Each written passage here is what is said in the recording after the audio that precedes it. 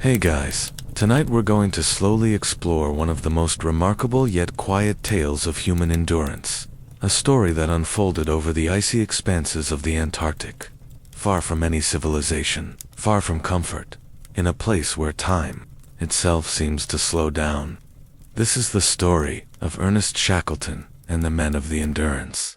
A voyage not remembered for dramatic battles or political intrigue, but for survival, patience, and the measured courage required to endure conditions so relentless that every day felt like a month. In the early months of 1914, the Endurance, a stout ship built in Norway with a reinforced hull designed for icy seas, set sail from the port of Plymouth in England. Her mission was ostensibly simple, yet deceptively dangerous: to traverse the Antarctic continent from the Weddell Sea to the Ross Sea, a journey that had never been completed before.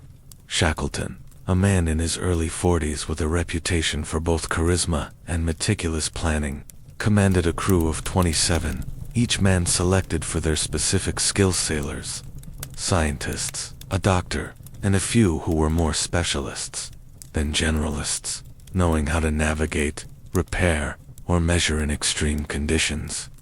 The preparations, by modern standards, might seem almost comically detailed, but for a journey into a frozen wasteland, they were essential. Supplies were stockpiled with the precision of someone anticipating months without resupply. Tins of preserved meats, bags of flour, barrels of biscuits, cases of condensed milk, chocolate, and tea. Tools for hunting seals and penguins, sledges, small boats for eventual over-ice travel, and even a small quantity of medical supplies were packed into every available nook of the ship's hold. Shackleton insisted that nothing be left to chance, and in his manner, that insistence was quiet, yet firm, delivered in tones that invited confidence rather than fear. As the Endurance departed, the crew moved through familiar waters.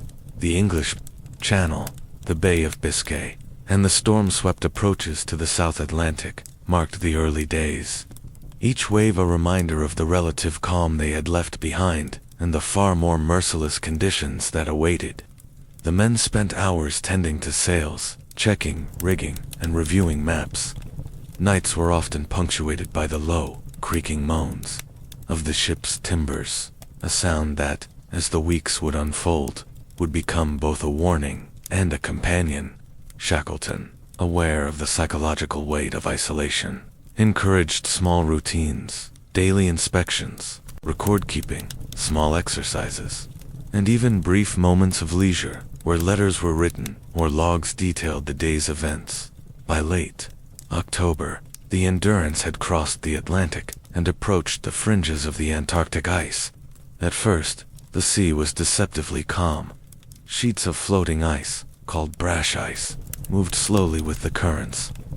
The occasional iceberg loomed silently on the horizon, massive enough to suggest the insignificance of a wooden ship in comparison. The men were alert, studying the movement of the ice and listening for the subtle groans and shifting sounds that indicated changes beneath the waterline. These sounds, though quiet, carried information about the ice's density and the potential dangers that might be encountered the following day.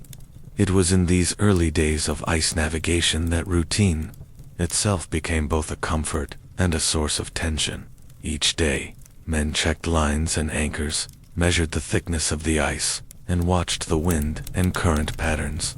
Observations were recorded meticulously, for any oversight might mean disaster. The crew learned to read the subtle cues of the frozen environment, the way certain ice flows reflected sunlight, the color changes indicating depth, the slight tilt suggesting pressure from below. Even the behavior of penguins and seals was noted. Their movements often indicated areas of open water or thinner ice where travel might be possible. Then, as the Endurance advanced further south, the sea began to thicken with ice. By December, progress became painfully slow. Days passed with the ship maneuvering through tightly packed floes, often requiring the use of saws and ice chisels to clear a path. Shackleton's leadership during these times was quiet, but commanding. He would inspect the ice line daily, speaking to men about the subtle signs that suggested where pressure ridges might form or which patches could hold the weight of the vessel. It was slow, laborious work, yet there was a rhythm in it, a methodical pace that ensured survival, even as it made the hours stretch endlessly. Then, in late January, with the ship roughly in the center of the Weddell Sea, the ice trapped the Endurance completely. At first, it seemed temporary. The men tried to nudge the ship free, using small boats to test surrounding flows. But the ice only thickened, pressing against the hull, grinding slowly, almost imperceptibly. Each day, the ship was nudged slightly to relieve pressure, each day measuring the risk of remaining in the ice versus attempting escape. Slowly, it became clear. The Endurance would not move of its own accord. It was imprisoned, frozen into a slow, relentless landscape. Life aboard the trapped ship became a matter of careful routine. Men rose early, checked the rigging and lines, maintained stoves, and kept watch over the shifting ice. Meals were rationed with precision. Even small tasks, such as sweeping decks or inspecting the hull, carried new significance. Every action was a measure of survival, a way to ensure the ship remained intact despite the crushing pressure of the ice. Psychological endurance was as vital as physical effort. Men wrote letters, recorded observations, and engaged in quiet conversations to maintain morale. Shackleton himself maintained a steady presence, offering reassurance without dramatization, knowing that panic could be more dangerous than the ice itself. The Endurance, trapped in the ice, drifted slowly northward, carried by currents and frozen pressure. Weeks turned into months. The men grew accustomed to the slow, grinding monotony, each day blurring into the next. Yet even in these mundane routines, small details mattered. The sound of shifting ice against the hull, the distant cracking of a pressure ridge, or the subtle shifts in temperature could all signal a change in danger. Men learned to interpret these signs, understanding that survival was a product of constant observation and careful adjustment. As the crew settled into this unplanned exile, food became an increasing concern. While the initial supplies had been plentiful, the slow drift and the impossibility of hunting in such conditions meant that rations had to be carefully managed. Seal and penguin hunting became necessary when possible, though the efforts were constrained by ice conditions and the risk of drifting further from the ship. Each day, men would be dispatched in pairs or small teams, carrying small sledges and tools, moving cautiously across the ice, often returning with minimal food, yet grateful for even these small gains. Daily routines on the ice required precision.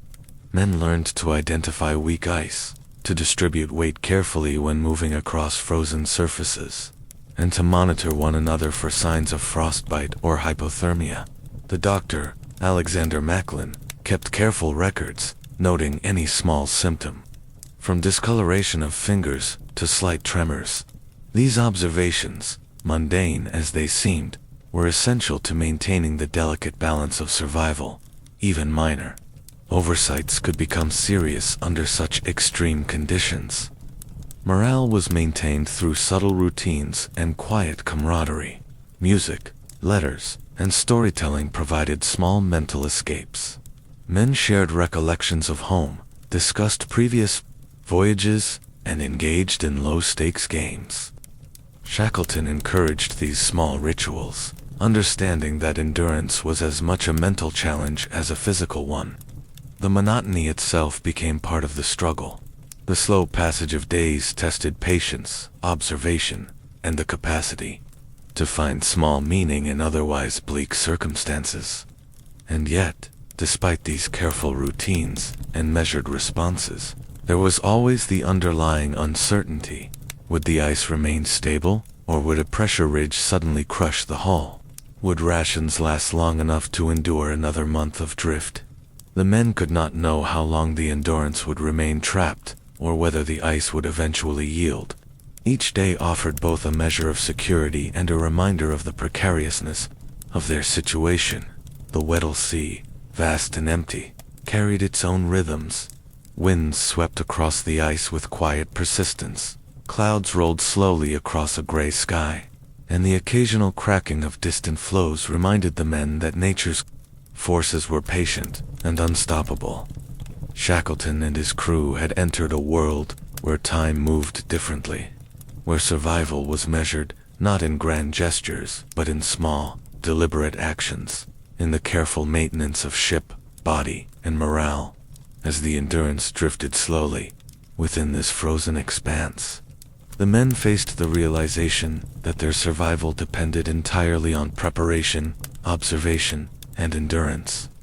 Each day presented subtle decisions: where to cut ice, how to distribute weight on the deck, when to dispatch small hunting parties, and how to maintain hope in a world so vast and indifferent. The human capacity for patience, quiet diligence, and careful attention became as important as any physical strength. And as the sun traced its slow, low arc across the Antarctic sky, casting long shadows on the endless ice, one question lingered quietly in the minds of every man aboard the Endurance. How long could they endure this frozen prison, and what measures would be required to see another sunrise? The days aboard the Endurance, trapped in the unyielding Weddell Sea, began to blend seamlessly into one another, a quiet succession of measured actions and patient observation. Each morning, the men would wake beneath heavy blankets, the chill of the Antarctic air seeping through even the most carefully insulated corners of the ship. The first task was always a careful inspection of the decks, the rigging, and the ice surrounding them. The frozen sea was not static. It shifted imperceptibly, almost lazily, yet always with potential peril. A pressure ridge, forming quietly beneath the surface, could exert tremendous force against the wooden hull, and the crew had to be alert to its subtle warnings. A distant groan, a gentle shift, a change in the angle of the ice. Shackleton, aware that monotony could be as destructive as hunger or frost, emphasized routines that would anchor both body and mind. Every man had his responsibilities, from maintaining the ship's stove to keeping logs of ice movement. Observing, recording, and anticipating became daily meditations. Even small variations in the ice's texture, the faint greenish tint of thinner patches, or the faint cracks that snaked across its surface, were noted meticulously. This attention to detail, seemingly trivial to an outsider, was a constant reminder that survival required both vigilance and patience. Food, though initially abundant, had begun to assume a new significance. Each ration was measured carefully, distributed evenly, and consumed with a quiet awareness that indulgence was no longer possible. The preserved meats, tins of biscuits, and cans of condensed milk were consumed deliberately, each bite accompanied by a silent calculation of days remaining. When hunting was possible, teams would venture onto the ice, armed with small rifles, rudimentary sledges, and hope. Seal and penguin provided occasional relief from the monotony of preserved rations, but the hunt itself was slow and uncertain. The men moved cautiously, conscious that missteps could result in accidents or the loss of precious provisions. Life aboard the ship required small but meaningful rituals. The reading of letters from home, the writing of personal journals, and the quiet discussion of past voyages or family memories provided mental nourishment. Even simple games, low stakes and unhurried, served as anchors in the drift of days. Shackleton, who moved through the ship with quiet authority, encouraged these activities, understanding that endurance was not only a matter of physical survival, but also of psychological resilience. He knew that a mind given space to wander, to recall, and to imagine, could sustain the body far longer than mere rationing alone. The environment outside offered its own lessons in patience. The wind across the Weddell Sea, constant and indifferent, shaped the ice slowly, its effects imperceptible, yet cumulative. Clouds, thick and gray, drifted overhead in measured patterns, casting long shadows on the frozen landscape. Occasionally, the distant crack of an iceberg or the groan of a pressure ridge would startle the crew. Yet these disturbances were always tempered by the understanding that reaction, rather than panic, was essential. The rhythm of the Antarctic, slow and relentless, set a pace to which the men had to attune themselves. The ship itself, a wooden fortress amid the white expanse, became both home and prison. The crew learned to navigate the tight corridors, to manage the stoves and furnaces that provided warmth, and to adjust to the vibrations and creaks of the hull as the ice pressed against it. Each sound was interpreted. A deep groan might indicate shifting ice nearby. A slight tremor might suggest pressure building along the hull's sides. This constant attention to detail, the quiet analysis of sound, temperature, and movement, became a meditative exercise, fostering both awareness and, paradoxically, a sense of calm. The very monotony of these daily inspections reinforced survival, a reminder that vigilance was a slow but steadfast ally. As the weeks passed, the physical condition of the men became an increasingly delicate concern. Frostbite, hypothermia, and simple exhaustion threatened even the most robust. The doctor, Alexander Macklin, maintained careful records, noting minor symptoms that could escalate if ignored. Even slight discoloration of fingers or toes, tremors in the hands, or subtle fatigue were carefully documented. This meticulous monitoring, though tedious, was vital. Survival in such an environment was not a matter of heroics, but of small, consistent attentiveness. The psychological dimension of life aboard the Endurance was equally challenging. With the horizon a continuous white, without clear markers of time or progress, men struggled to maintain a sense of continuity. Shackleton's leadership became crucial, not through dramatic speeches or displays, but through consistent presence, quiet reassurance, and subtle guidance.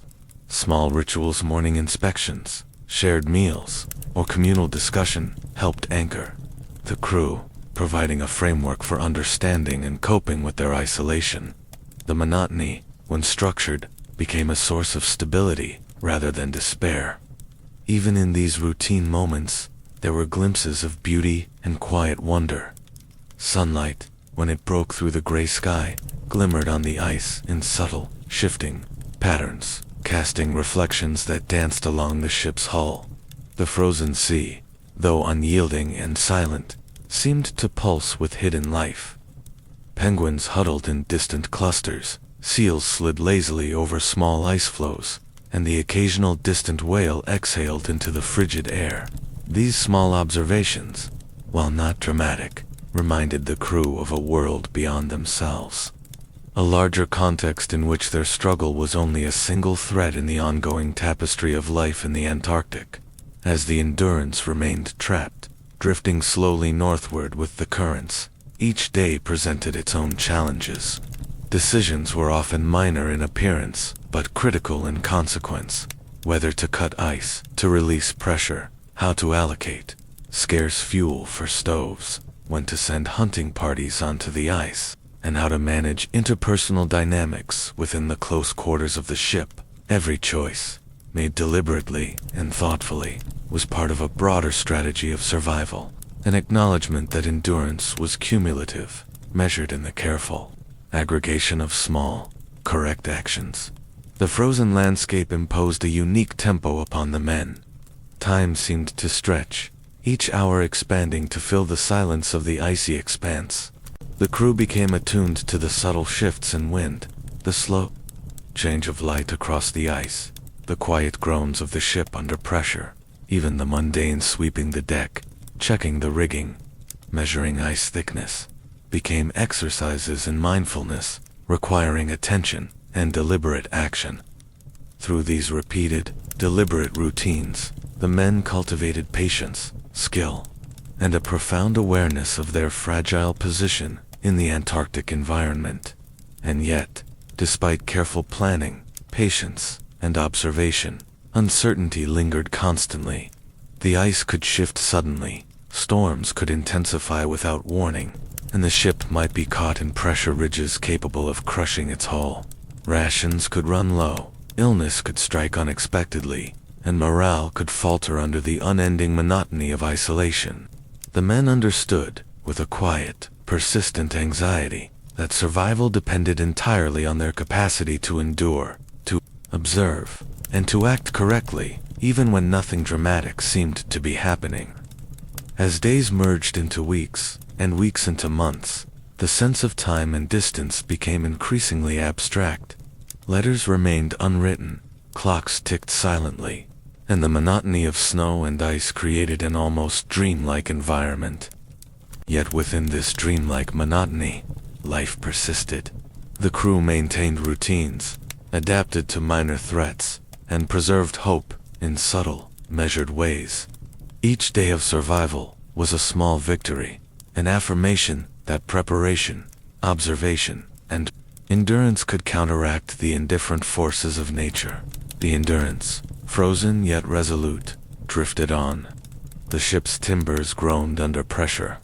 The ice shifted imperceptibly, but relentlessly, and the men moved through their days with quiet diligence.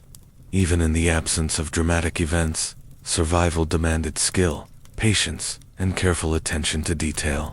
Each day was a microcosm of human endurance, demonstrating that sometimes the most profound challenges are not those of combat or drama, but of monotony, isolation, and the quiet persistence required to remain alive in a world that offers no comfort or reprieve. And as the sun dipped toward the horizon, casting long pale shadows across the ice, Shackleton and his crew contemplated the days ahead, knowing that the Endurance would remain imprisoned in this frozen landscape for some time.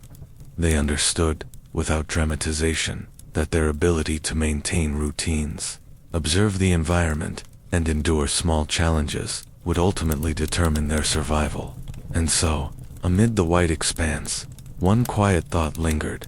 How long could the human spirit endure when the world itself seemed immovable and time stretched endlessly before them? The weeks aboard the Endurance stretched on, each day blending into the next, with quiet monotony and deliberate routine. Though the men had settled into a rhythm, every action retained its significance. Even the simplest task, sweeping the deck of accumulated ice, repairing small leaks in the ship's timbers, or checking that ropes had not frozen stiff, required focus and care. In a place where the temperature hovered well below freezing and the wind could cut through clothing like a blade, these minor labors were essential to survival. Nothing was trivial, everything mattered. Meals continued to structure the day. Rations were meticulously measured, and each portion of preserved meat, biscuit, or condensed milk was consumed with awareness of the future. Hunting trips, though infrequent and often yielding little, provided occasional breaks from the monotony of shipboard life. Small teams would venture across the ice in pairs, carefully testing the floes for stability, moving cautiously so as not to break through thin patches or disturb hidden crevices. The hunt for seals or penguins, though modest in outcome, was more than sustenance. It reinforced a sense of purpose, a tangible reminder that the men could still exert influence over their surroundings. However limited, the men also became keen observers of their environment. Shackleton encouraged everyone to notice the subtle signals offered by the ice, the wind, and the patterns of wildlife. A slight tilt in a distant floe could indicate a change in pressure. A change in the behavior of a penguin colony could suggest thin ice nearby. The groan of the ship beneath their feet carried warnings of slow, unseen shifts in the frozen sea. These were small, often unnoticed details, but each one held significance. Mastery over such subtleties became part of the men's education in endurance, a daily lesson in patience and observation. The monotony, though challenging, also allowed for reflection and quiet camaraderie. Men spent hours reading, writing, or quietly conversing. They shared recollections of home, stories of previous voyages, or dreams of what awaited them beyond the ice. Simple games, low in stakes but high in engagement, helped to pass time and maintain morale. Shackleton himself participated in these moments, though always with measured attention. He recognized that leadership in such conditions was less about orders and more about sustaining a shared sense of purpose and hope, about creating stability amid uncertainty. Weather patterns, while subtle, dictated the rhythm of the crew's activities. Wind and temperature changed imperceptibly at first, then noticeably over hours, influencing decisions about when to venture onto the ice or when to conserve energy inside the ship. The sun, moving slowly along the horizon, cast shifting shadows that the men tracked almost instinctively. Nights, long and cold, were filled with quiet reflection. The lack of dramatic change, the absence of spectacle, created a unique form of tension, a continuous awareness that survival relied entirely on attentiveness and endurance rather than luck or heroics. Medical concerns, though minor at first, grew steadily in importance. Frostbite, even in its early stages, required careful attention. Small cuts or abrasions, left untreated, risked infection. The doctor's role, Alexander Macklin, became central to daily life. He observed the subtle signs of stress on the men's bodies and recommended preventive measures. Clothing and blankets were inspected and adjusted daily to maintain warmth, while minor injuries were treated promptly to avoid escalation. In such a harsh environment, vigilance in health was as critical as mastery over the ice. The crew also became adept at improvisation. When ice blocked access to certain areas of the deck or hull, small adjustments in rope placement or temporary scaffolding allowed men to continue their work. Tools were maintained meticulously. Knives, saws, and ice chisels were cleaned and sharpened, ready for any eventuality. Even small adaptations in daily routines, shifting sleeping arrangements to stay warm, altering meal preparation to conserve fuel, were part of the continuous problem-solving that defined life aboard the Endurance. Amid these routines, the natural beauty of the Antarctic provided moments of quiet awe. Light reflected off the ice in subtle shades of blue and gray, creating a landscape both harsh and mesmerizing. Snowdrifts sculpted by the wind formed delicate patterns, and occasional glimpses of distant mountains on the horizon reminded the men of the immensity of the continent. Even the movement of animals, slow and deliberate, added texture to the otherwise monochrome world. These small observations became a form of mental sustenance, quiet reminders of life beyond the immediate struggle. Conversations aboard the Endurance, when they occurred, were often measured and reflective. Topics ranged from technical observations of ice movement to philosophical musings about the nature of endurance itself. Men shared insights about previous expeditions, strategies for survival, and thoughts on what awaited them should the ice release them, or, conversely, crush their vessel. These discussions, calm and deliberate, reinforced the sense of shared purpose and prepared them mentally for the challenges that lay ahead. The subtle interplay of risk and routine was constant. Decisions had to balance caution against necessity. Every step on the ice, every movement of cargo, every allocation of rations was considered within a broader context of survival. The men's attentiveness to these small factors was a form of quiet heroism, unheralded but essential. Shackleton, understanding the psychological weight of constant vigilance, encouraged his crew to approach each day methodically, to find satisfaction in the execution of careful, correct actions rather than in dramatic results. As the Endurance drifted slowly through the Weddell Sea, held firmly by the ice, the men's awareness of time and distance began to shift. Days extended into weeks with little change, yet each day brought subtle variations to monitor. Ice shifted, imperceptibly. Wind direction altered slowly. Temperature fluctuated, and the men adjusted. Survival became a function of attentiveness, patience, and disciplined action. Even minor misjudgments could have significant consequences. and the awareness of this reality infused each task with quiet gravity. The crew also learned to find meaning in the ordinary. Simple accomplishments, such as clearing a small channel through ice or repairing a minor leak, were celebrated quietly. These small successes reinforced morale and reminded the men of their agency in an otherwise uncontrollable environment. In the absence of grand events, the accumulation of these minor achievements became the fabric of daily life, a steady thread of purpose in the frozen expanse. Amid the monotony and challenges, subtle rituals emerged. Morning inspections, quiet conversations, and even brief periods of contemplation on deck became markers of time and structure. These routines, though seemingly mundane, reinforced discipline, focus, and collective cohesion. Shackleton's presence.com and unwavering provided reassurance. He understood that survival depended on the preservation of both body and mind, and that structured routines were the mechanism through which endurance could be maintained over extended periods. As the sun traced its slow, pale arc across the sky, casting soft shadows on the ice, the men of the Endurance remained vigilant. Each day, they monitored the subtle signals of the environment, adjusted their routines, and preserved their supplies.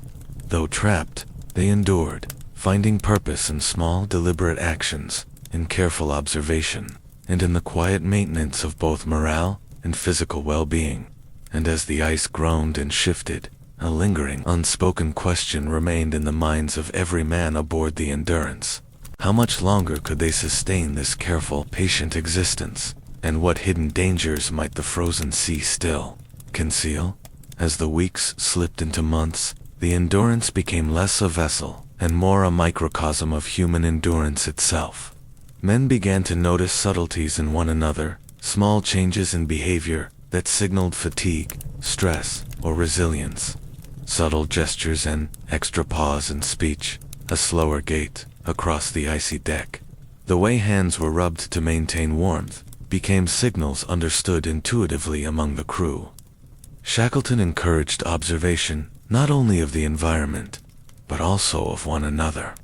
Understanding the mental state of each man was as vital as knowing the strength of the ice beneath their feet. Conversations aboard the ship often drifted to reflections on routine and survival. Discussions about previous voyages, or even mundane details of life at home, were shared not just to pass the time, but to maintain a sense of normalcy. Names of distant towns, familiar foods, and family members surfaced in quiet storytelling sessions, sometimes prompted by the sight of a small animal or the fleeting warmth of the midday sun. These small mental excursions provided comfort, allowing minds to wander beyond the ship and ice, and grounding the crew in memories of life before the frozen expanse. Shackleton himself began implementing subtle psychological strategies to reinforce morale. He rotated responsibilities among the men, ensuring that no one felt idle or purposeless. Tasks were carefully structured to create a sense of accomplishment. At the end of each day, whether it was reinforcing the ship's hull against the ever-growing pressure, clearing snowdrifts from the deck, or organizing stored supplies, even the smallest tasks were imbued with significance, as they collectively contributed to the ongoing safety and well-being of everyone aboard. In addition to daily routines, the crew began devising small innovations to make life slightly more manageable. Ice blocks were arranged to shield areas of the deck from wind. Extra padding was created from spare clothing to insulate against frost, and stoves were adjusted to maximize heat efficiency. These improvisations were never flashy or dramatic, but in the relentless cold of the Antarctic, they were essential. Every minor improvement in comfort or efficiency was celebrated quietly, a reminder of human ingenuity in the face of indifferent natural forces. The natural world, though stark, provided occasional diversions and lessons. The movement of ice floes sometimes revealed small open patches of water, which the crew observed closely for changes in tides and currents. These glimpses of the underlying sea, dark and slow-moving, reminded men of the hidden dangers beneath their feet. At other times, curious penguins would approach, or seals would appear near the edges of the floes, prompting small bursts of activity to document, photograph, or even quietly interact with the animals. These interactions, gentle and slow, reinforced the awareness that life persisted even in the harshest conditions. Within the ship, attention to clothing and equipment became an ongoing ritual. Woolen layers were repaired, gloves and boots were dried and rotated, and fur-lined garments were adjusted to retain maximum warmth. Even the smallest tear or dampness could escalate quickly in sub-zero temperatures. Men developed a careful rhythm in maintaining their gear, understanding that survival was a constant exercise in preparation. Observing and attending to such details became as important as monitoring the ice outside. Sleep itself became a measured practice. The cold, combined with the occasional groan of the hull and the shifting ice, made rest difficult. Men learned to layer clothing carefully, to use blankets in particular configurations, and to take turns maintaining warmth near stoves. Sleep was both a necessity and a small ritual, approached with intention and care. The ability to rest without fully succumbing to fatigue was a delicate skill, one that required attention to both body and environment. As winter approached, the sun's trajectory created long, dim days, punctuated by brief periods of brightness. Shadows stretched across the frozen sea, casting subtle patterns that were almost meditative. The crew became attuned to these daily variations, noting small changes in light and temperature that indicated shifts in the ice or upcoming weather patterns. Even the simplest observation, how light reflected off a distant iceberg or how snow collected on the deck became a critical component of ongoing survival. The psychological effect of isolation also began to shape the crew's behavior in nuanced ways. Moments of introspection, quiet reflection, or even fleeting boredom were common.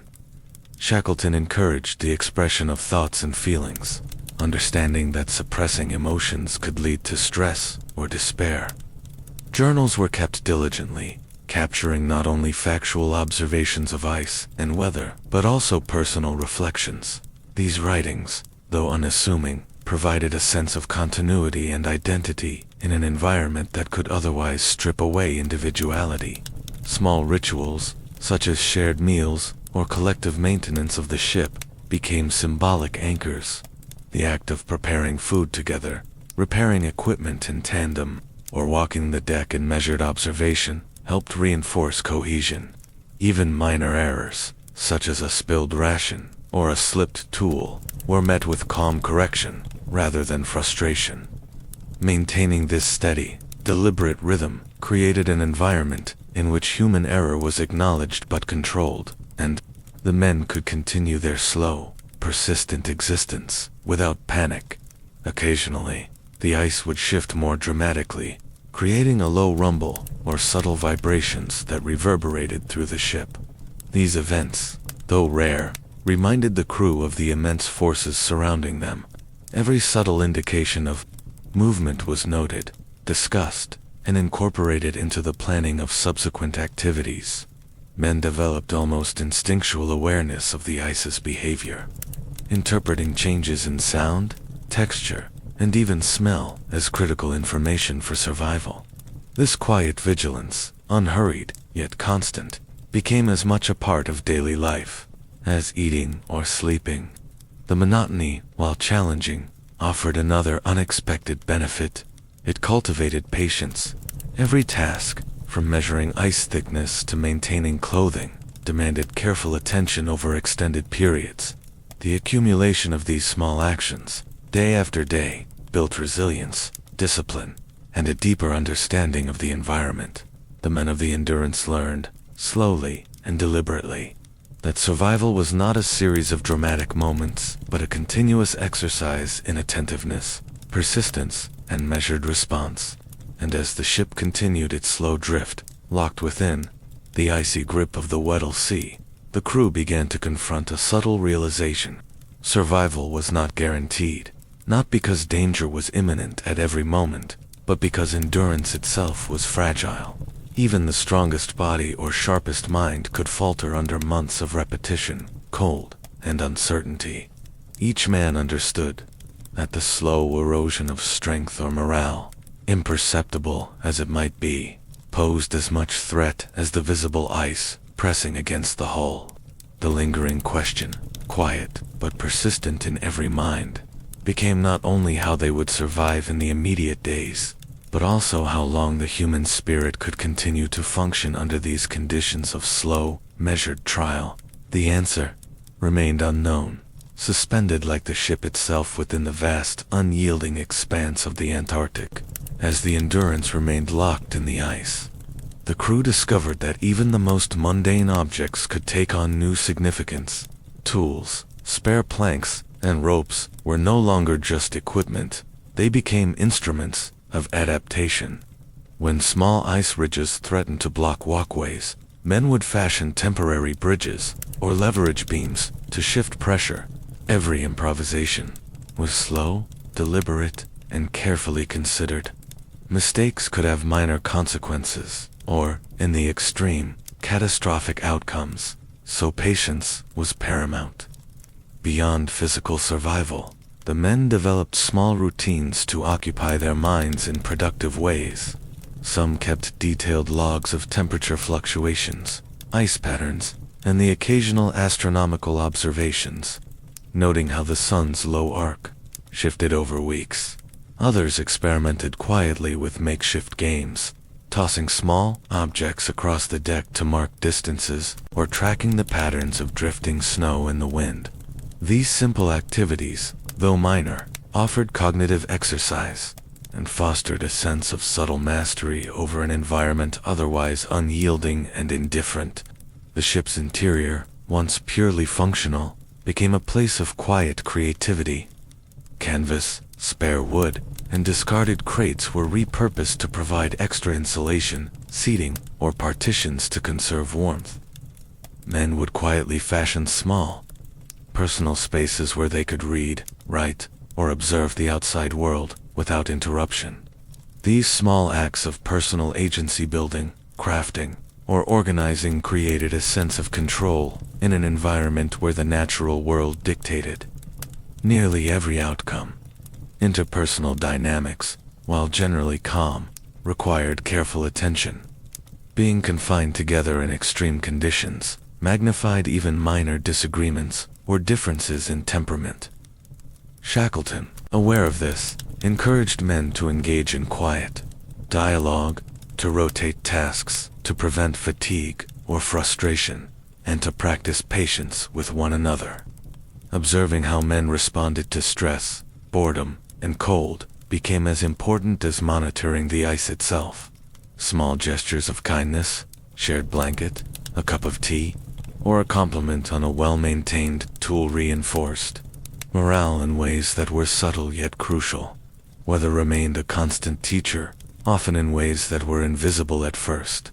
Gentle shifts in wind direction, changes in cloud formation, and even subtle differences in the quality of light hinted at incoming storms or shifts in ice pressure. Men learned to anticipate these patterns, noting that even small variations could have a significant impact on day-to-day operations. Tracking these signals became almost instinctual. A specific gust might signal the need to secure loose equipment, while a change in snow density could indicate a safer path for small excursions onto the ice. Food, beyond nourishment, became a focus of mental strategy. Men experimented quietly with rations, combining ingredients in small ways to make meals more palatable. Even minor improvements aiding, a sprinkle of salt, or softening biscuits with warm tea provided psychological comfort. The act of preparing and consuming food became a ritualized exercise, creating a small but reliable sense of normalcy amid extreme monotony. The isolation also fostered quiet reflection. Many men wrote letters they knew might never be sent, describing not only events and conditions, but their thoughts on time, endurance, and the nature of patience. Some created detailed sketches of ice formations, the ship, or wildlife, capturing subtle details that might otherwise be overlooked. These personal projects were not dramatic, they were contemplative, methodical, and deeply tied to the rhythm of daily survival. Even the smallest sensory experiences became significant. The sound of snow crunching beneath boots, the faint smell of sealing wax or oil lamps, the touch of fur-lined gloves, or the taste of warm tea were observed and appreciated with heightened awareness. In an environment so stark, these details grounded the men, providing tangible reminders of life beyond the abstract challenges of cold, monotony, and isolation.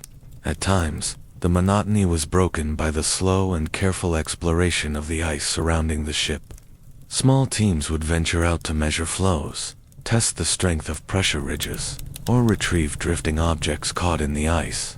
These excursions were deliberate and cautious, each movement calculated to prevent accidents. Even the most trivial observations, unusual ice formation, the faint tracks of a wandering seal, or the subtle sounds carried by the wind, were noted and shared with the group. Over time, these small observations built a comprehensive understanding of the immediate environment, quietly improving the men's capacity to anticipate risks.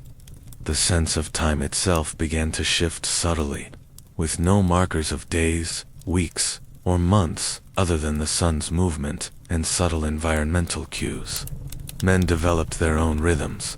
Some measured days by the number of logs written, rations consumed, or minor repairs completed. Others relied on mental exercises, counting repetitions of a task or tracking patterns in the ice or clouds. This recalibration of temporal awareness became essential. Without it, the endless drift of days could erode morale and mental stability. Small discussions about scientific observation also emerged. Some crew members took interest in the quality of snow, the direction of wind currents, and even the behavior of tiny marine creatures, glimpsed in the occasional patch of open water. These observations were shared quietly, without the need for dramatization, creating a subtle culture of intellectual engagement that coexisted with the physical demands of survival. In a place where heroic action was rare, the slow accumulation of knowledge became its own quiet triumph. And as the endurance remained ensnared in the frozen expanse, the men continued their slow, deliberate practices. Every task, every observation, every gesture of patience or ingenuity was a building block of survival. The world beyond the ship was indifferent, vast, and cold, yet within this microcosm of wood, ice, and human effort, life persisted through careful attention, routine, and quiet determination. The men understood, without needing to articulate it loudly, that their endurance was both fragile and resilient. Even the smallest misstep could carry consequences. Yet even the smallest success repairing a rope, navigating a pressure ridge, maintaining warmth offered proof of human capacity. And amid all this, the ever-present question lingered quietly, echoing through the minds of every man aboard. How long could they remain steadfast, patient, and vigilant in a world where the ice itself seemed eternal? As the frozen months wore on, even the smallest successes took on outsized significance. A repaired rope, a cleared pathway on deck, a well-insulated sleeping space. These minor victories were quietly celebrated, often with nothing more than a shared nod, a brief smile, or a whispered acknowledgement. In a world where the grand and heroic were largely absent, these small triumphs became markers of human resilience. Each careful action was a stitch in the tapestry of survival, a subtle affirmation that, even amid relentless cold and monotony, the crew still exerted some influence over their fate. The quiet rhythms of daily life gradually instilled a deeper sense of connection among the men, observing one another, assisting in minor tasks, and sharing the labor of routine reinforced bonds that went beyond friendship. They were a tacit acknowledgement that survival depended on cohesion. Even simple gestures, a man offering his blanket to another whose layers had shifted, a whispered reminder to take care with a frozen stove, the careful passing of food, rations strengthened trust and nurtured patience. In the vast, indifferent expanse of ice, these bonds were as vital as any physical preparation or skill. Shackleton, for his part, continued to guide with subtlety and steadiness. He rarely issued dramatic commands. Instead, he modeled resilience, patience, and attentiveness. His presence, quiet yet authoritative, reminded men of the importance of careful observation, measured action, and persistent calm. He recognized that leadership in this environment was as much about maintaining morale and discipline as it was about strategy or technical decisions. In the slow, repetitive life aboard the Endurance, this quiet form of leadership proved more essential than any heroic gesture. At night, when the wind howled across the ice and the hull creaked under pressure, the men found small moments of reflection. Some wrote in journals, noting subtle changes in the ice, weather patterns, or daily routines. Others simply gazed out at the frozen horizon, tracing the contours of distant ridges and observing the faint movements of wildlife, penguins, seals, and occasionally a distant bird. These quiet observations, though seemingly trivial, created a mental map of the surrounding environment, a reassurance that they could understand and anticipate, even in the vast monotony of ice and snow. The accumulation of these small actions, observations, and rituals began to create a subtle psychological resilience.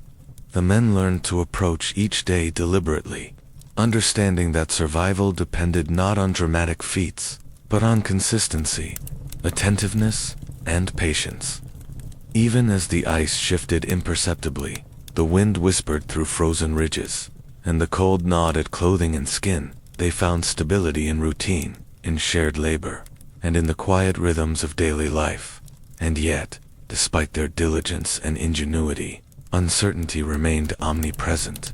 The Endurance could remain trapped for weeks, months, or even longer. Pressure ridges might suddenly form, storms might intensify, or supplies might dwindle faster than anticipated. The men could only prepare, observe, and endure, understanding that beyond the carefully managed routines, the Antarctic was a world indifferent to human plans, desires, or expectations. As the pale sun dipped toward the horizon, casting long, shifting shadows across the ice, Shackleton and his crew remained vigilant. Every minor success, every cautious observation, and every act of endurance had been essential, yet the ultimate challenge, the survival of both ship and men, remained unresolved. The frozen landscape stretched endlessly in every direction, a silent reminder that nature operated on a timescale far slower than human comprehension. And so, Section 1 closes with this quiet, lingering thought, suspended in the icy expanse. How long could they maintain this careful, patient existence before the frozen sea itself demanded a test no human skill or ingenuity could fully anticipate? As the frozen months wore on, the Endurance's crew became increasingly attuned to the subtle rhythms of the Antarctic environment. No longer was survival simply a matter of daily routine.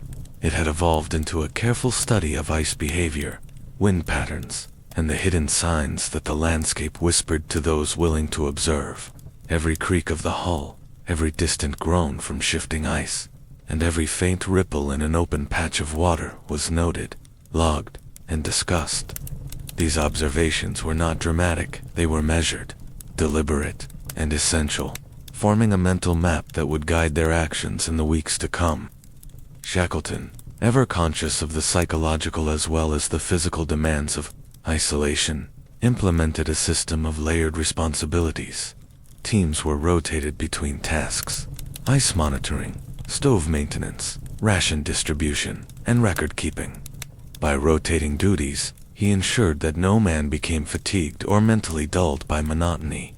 Even the most tedious tasks, like chipping away small accumulations of ice or carefully mending ropes stiffened by frost, became exercises in focus and discipline. Each task was a quiet contribution to the collective effort, reinforcing the understanding that survival was a cumulative process, built from countless small, deliberate actions. Hunting expeditions, though infrequent, became a central part of life outside the ship's hull. Men would carefully scout ice floes, observing subtle differences in color and texture. To gauge stability, they learned to move slowly, placing weight deliberately, and testing each step. Penguins were observed for movement patterns, seals for the rhythm of their breathing, and occasional bird tracks provided hints of thinner ice or open water nearby. Success in these hunts was measured not only in the provision of fresh meat, but also in the careful avoidance of accidents that could jeopardize the mission. Each excursion was slow, methodical, and quietly tense, a balance of patience and calculated risk. Food, increasingly precious, was rationed with meticulous attention. Shackleton oversaw distribution personally, ensuring equality and preventing waste. Even the smallest portion of preserved meat or biscuit was consumed with deliberate care, and the crew experimented with ways to make meals more palatable or nutritious. Tea became a ritual, not just for warmth, but for the shared moment of calm and reflection it offered. Every meal, every sip, was both sustenance and a meditation, reinforcing endurance in ways beyond simple physical nutrition. The ship itself required constant vigilance. Ice pressure could shift subtly yet significantly, requiring minor adjustments to the hull, rigging, and support beams. Men would spend hours measuring cracks, testing stress points, and reinforcing weakened areas with spare wood and tools. Every repair was deliberate, almost ritualistic, demanding attention to detail and a slow, methodical patience. A single oversight could result in significant damage or loss, so care was exercised at every stage, and success was measured in the absence of disaster rather than any dramatic result. Even small innovations contributed to survival. Canvas coverings were adjusted to block wind drafts. Spare clothing was layered for maximum insulation, and stoves were tweaked to maintain warmth efficiently. These minor adaptations, though seemingly trivial, were critical in an environment where comfort was scarce and exposure could quickly become dangerous. Each improvement was quietly celebrated, reinforcing both morale and the sense of agency the men retained in a world that offered little control. The mental strategies developed during the early months became increasingly sophisticated. Crew members engaged in small personal projects, sketching ice formations, cataloging wildlife, or experimenting with snow and ice properties. These tasks provided cognitive exercise, mental stimulation, and a sense of continuity. Journals were maintained diligently, recording subtle observations, reflections on morale, and even speculative thoughts about escape possibilities. These written records became a repository of knowledge, quietly anchoring the men to both the present and the imagined future. Shackleton also began subtle planning for eventual escape. Though the ice remained unbroken around the Endurance, he encouraged men to consider potential strategies, testing small channels for mobility, studying the behavior of pressure ridges, and assessing the drift of ice flows. Discussions were methodical and deliberate, often taking place in hushed tones to prevent unnecessary alarm. These plans were incremental, tentative, and rooted in observation rather than conjecture, emphasizing the slow accumulation of knowledge necessary to increase the odds of successful movement when the ice finally loosened.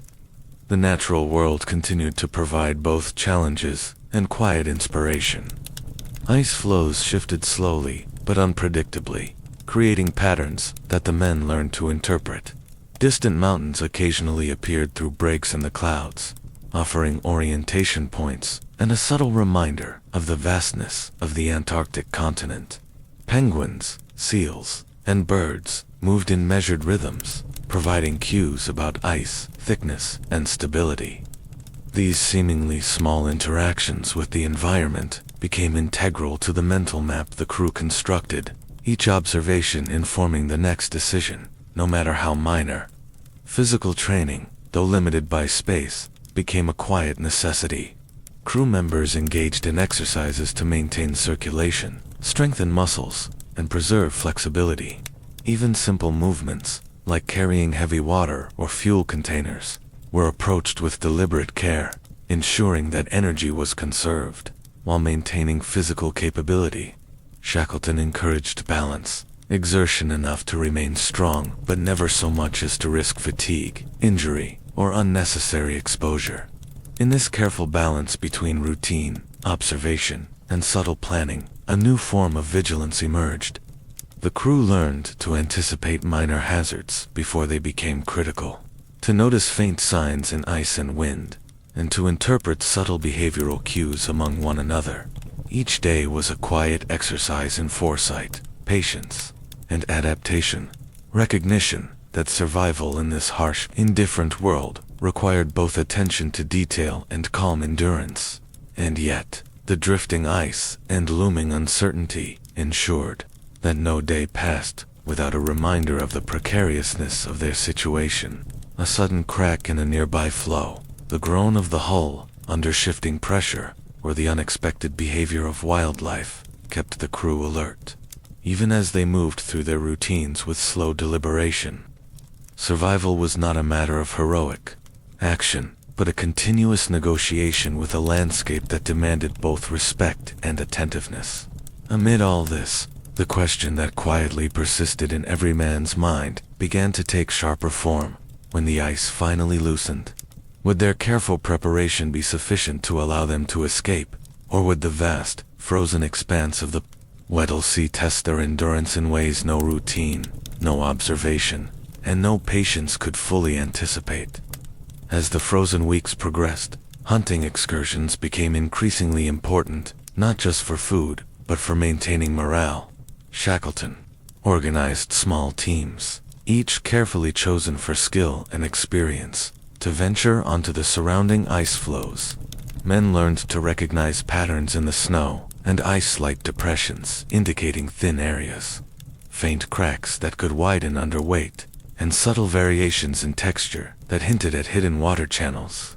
These expeditions were painstakingly slow, every step measured to minimize risk, yet the rewards fresh seal or penguin meat were invaluable. Preparation for these trips was meticulous. Clothing was layered in precise combinations to conserve warmth, and every piece of equipment, nibs, ropes, ice chisels, was checked multiple times before departure. Rations were carefully apportioned, with only enough carried to sustain the hunting party, while the ship's stores were preserved for those remaining aboard. Even the timing of excursions was calculated around wind patterns and the sun's trajectory, maximizing safety while minimizing exposure to extreme cold. During these expeditions, men became keen students of the landscape. Ice ridges and pressure points were examined not only for safe travel, but also for potential routes back toward open water. Observing how snow accumulated against ridges, how ice slabs tilted or shifted under wind pressure, and how small creatures moved across the frozen surface provided subtle clues about the environment. These details, though seemingly insignificant, became critical knowledge in planning eventual escape or maneuvering the ship once the ice shifted. Inside the ship, life was no less demanding. Supplies had to be conserved, and meticulous accounting became routine.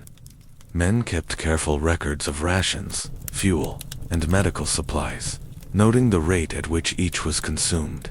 Even minor adjustments, such as reducing the number of cups of tea per day or rotating insulation blankets, could extend resources and improve survival odds.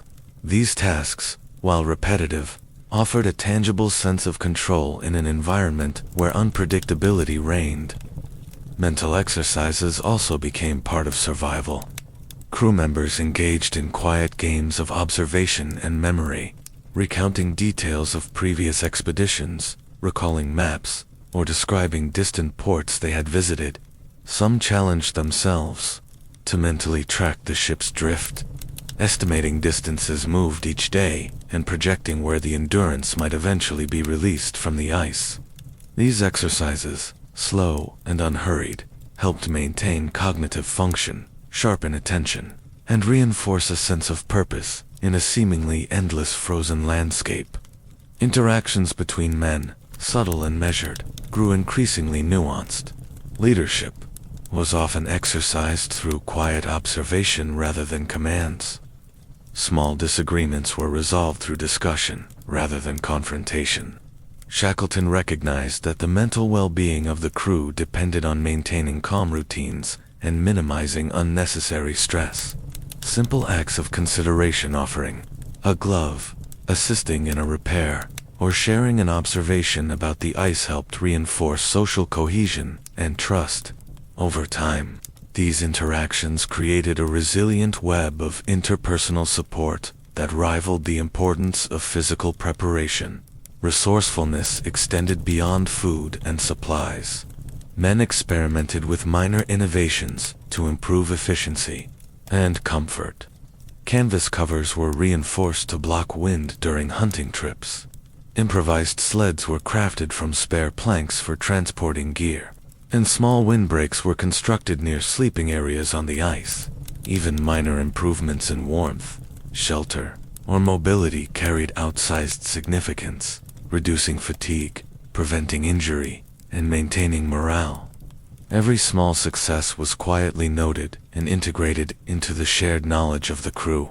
The natural environment continued to teach lessons in endurance. Observing how seals and penguins responded to subtle changes in wind or ice patterns offered practical insights, while the distant sight of open water reminded the men of both hope and the challenges yet to come. Even the movement of clouds, the soft creaking of ice under pressure, or the occasional shift in temperature became sources of information. The crew developed an almost instinctive awareness of these signals, interpreting them with care and incorporating them into both immediate actions and long-term planning. Sleeping arrangements also evolved subtly to meet the demands of the harsh environment. Men took turns near heat sources, coordinated blanket sharing, and adjusted clothing layers to maintain circulation. Rest became a carefully managed task, approached methodically to conserve energy without risking frostbite or fatigue.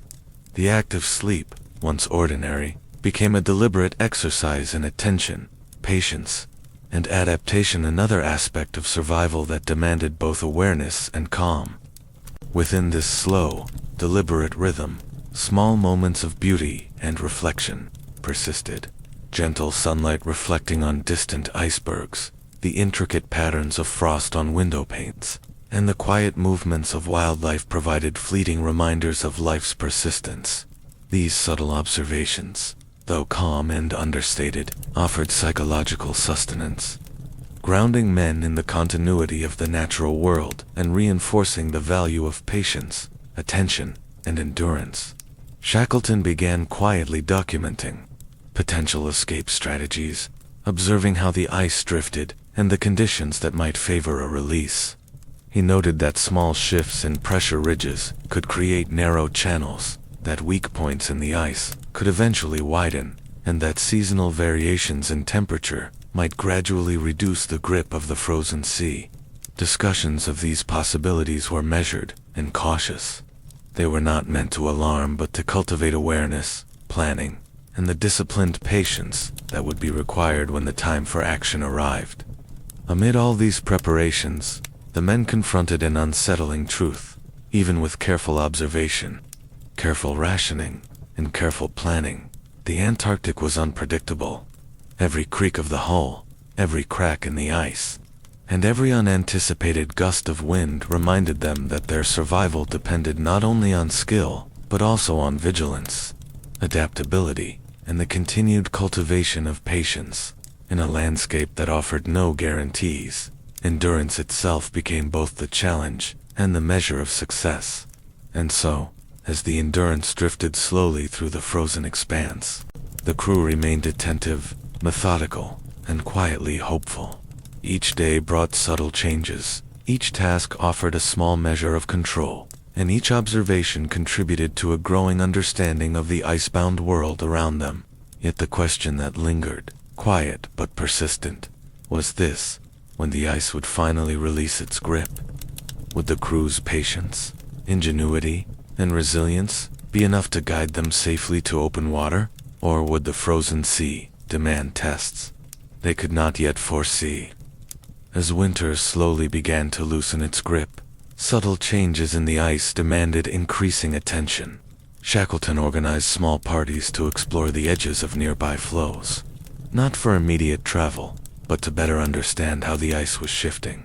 Each excursion was slow and deliberate. Men observed slight fractures forming in the ice, the way pressure ridges bent under weight, and even the faint coloration of compacted snow, which sometimes indicated thinner areas. These careful observations were recorded in journals, forming a growing compendium of knowledge that could inform future movements when the ice eventually loosened.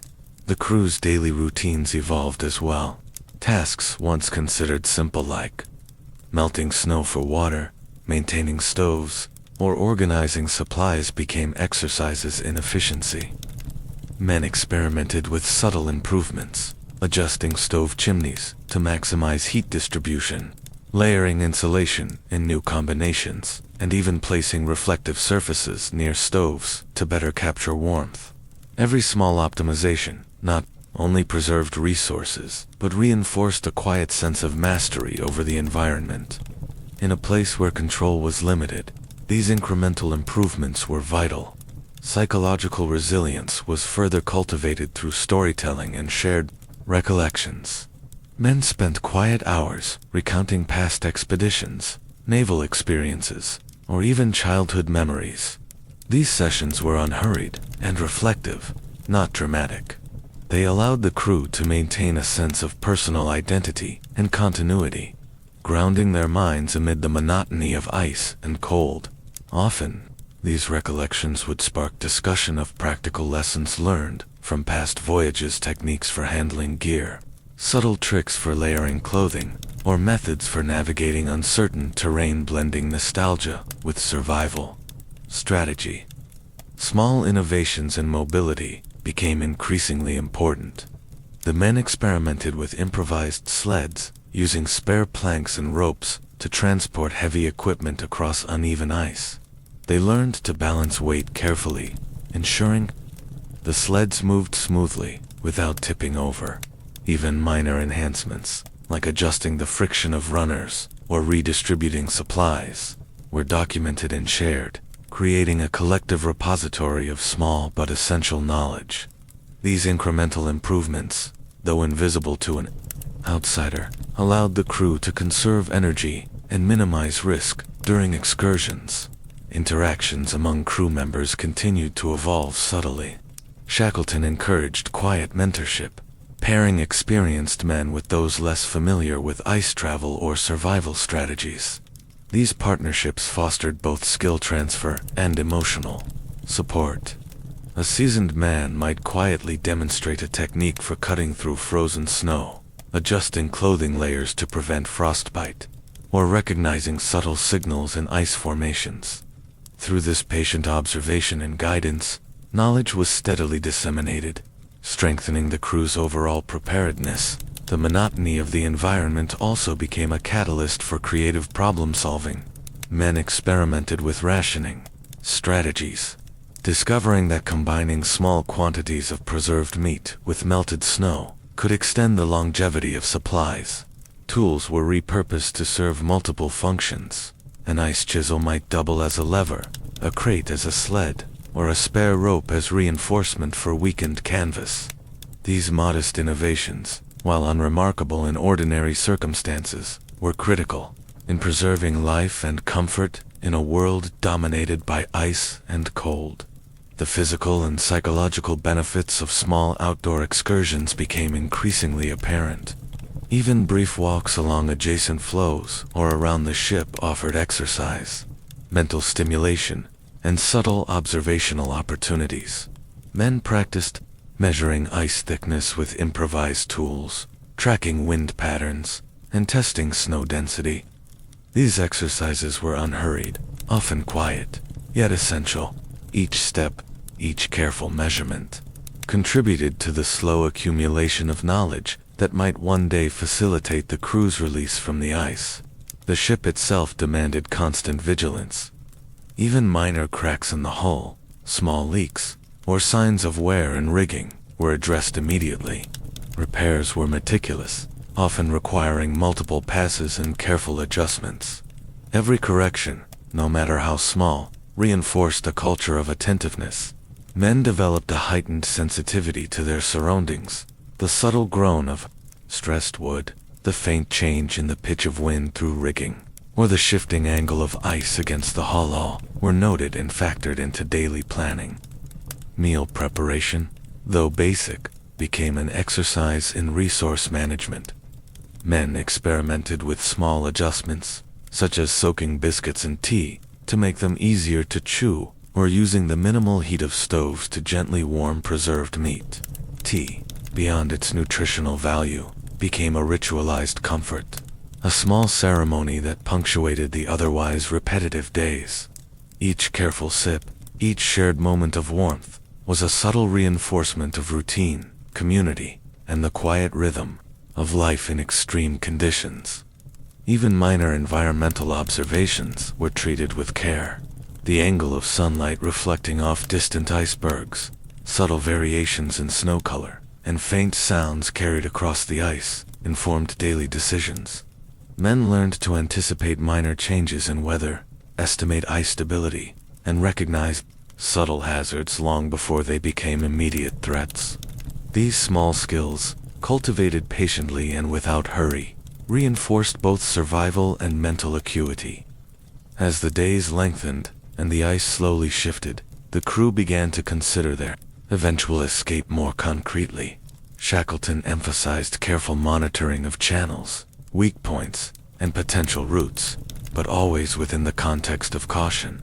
Plans were discussed quietly, with attention to detail and contingency.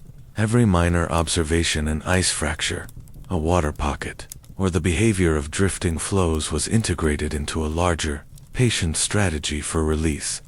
And yet, despite all preparation, uncertainty remained a constant companion.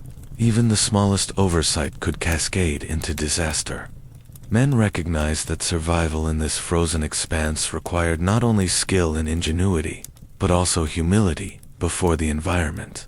The question that quietly persisted in their minds, as ever, was this: when the ice would finally loosen and the journey toward open water began, would the knowledge, patience, and ingenuity accumulated through months of careful observation be sufficient to carry them safely through a world that had offered no guarantees from the start? As the ice continued its imperceptible drift, Shackleton's attention increasingly turned toward longer-range planning for the eventual release of the Endurance. Observations were no longer confined to immediate ice behavior. The crew began mapping the positions of distant pressure ridges, noting which sections of floes were stable and which had begun to thin. Even the smallest crack, a subtle slope, or a seemingly inconsequential meltwater channel could be significant when the time came to navigate the frozen labyrinth. Knowledge of these details, once purely academic, became a quiet but critical survival asset. The men also refined techniques for managing extreme cold over extended periods. Layers of clothing were adjusted according to activity level, with new methods of securing mittens, boots, and head coverings emerging from trial and error. Some discovered that small shifts in weight distribution while walking across snow ridges reduced fatigue. Others noticed that pacing and micro-rests prevented frostbite without sacrificing time. These incremental discoveries, while unremarkable in normal circumstances, became subtle but essential refinements in human endurance under conditions where every degree of exposure mattered. Hunting excursions became more strategically integrated into survival planning. Seal and penguin populations were tracked over weeks, noting migration patterns, resting spots, and ice conditions. The men developed quiet systems for measuring ice thickness and slope angles before approaching hunting grounds, reducing risk while maximizing efficiency. These excursions, though seemingly minor, had dual purposes, providing much-needed fresh food and keeping men mentally engaged, combating the creeping effects of boredom and isolation. On board, supply improvisation reached new levels of subtle complexity. When preserved meats or biscuits ran low, men experimented with combining rations in unconventional ways, softening, mixing, or even freezing and reheating to conserve calories while maintaining minimal nutrition.